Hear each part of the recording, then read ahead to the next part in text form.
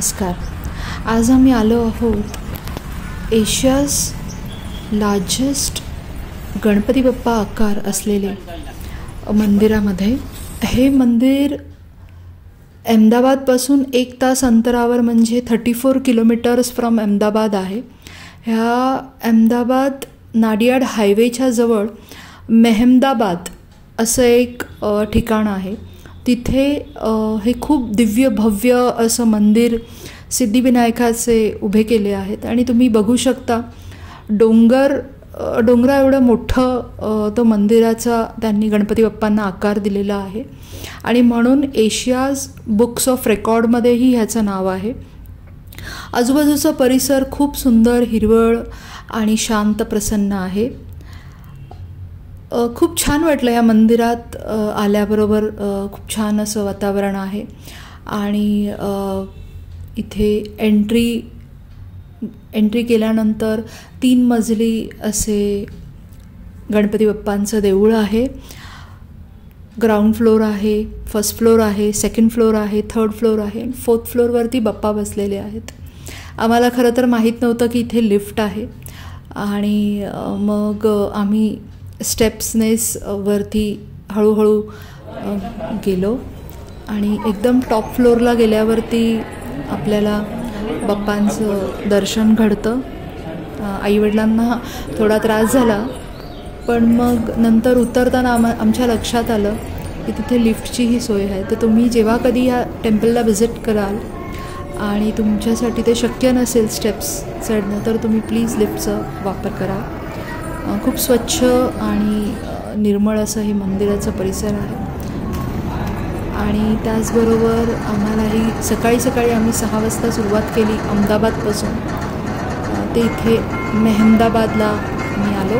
1 तास 10 मिनिट लागले आम्हाला इथे यायला आणि तुम्ही बघू शकता आता आम्ही इथे मंदिराच्या गाभाऱ्यात आलेलो आहोत. गाभाऱ्यात आल्याबरोबर इथे गणपती बाप्पांचं छान असं सुबक सुंदर दर्शन घडलं आणि खूप छान असं मंदिर आहे. सगळ्यांनी या मंदिरात येऊन त्याचा आनंद घ्यावा.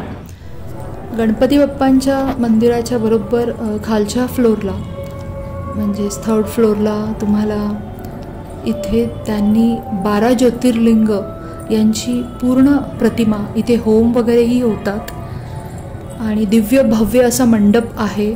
त्या मंडपाच्या बरोबर मध्यस्थानी तुम्हाला हे शिवलिंग असं उंच लांब शिवलिंग दिसेल. त्याच्या भोवतली तुम्हाला 12 ज्योतिर्लिंगांचंही दर्शन घडत आहे. इथे सर्व प्रकारचे 12 ज्योतिर्लिंग जेवढे आहेत, आपले भीमाशंकर आहेत, वैद्यनाथ आहे, तुमचे महाकालेश्वर, ओंकारेश्वर, केदारनाथाची प्रतिमा ही अगदी मधोमध ठेवलेली आहे. त्यानंतर तुम्हाला विश्वनाथ, काशी विश्वेश्वर यांचं गृष्णेश्वर, नागनाथ असे म्हणजे 12 ज्योतिर्लिंगांचंही दर्शन इथे घडत आहे आणि खूप छान शांत आणि प्रसन्न असं इथलं वातावरण आहे. खूप स्वच्छ आणि तुम्ही इथे आरामात बसून ध्यानही करू शकता. खूप मोठा परिसर आहे. इथे खूप वारंवार पूजा आणि होम हवन आरती अगदी होते. त्याचबरोबर महादेवाच्या बरोबर खालच्या फ्लोअरवर महाकाली जगदंबेचं पण मंदिर आहे. तिथे आरती होती आणि आम्ही आरतीचा आनंद आम्हाला घेता आला.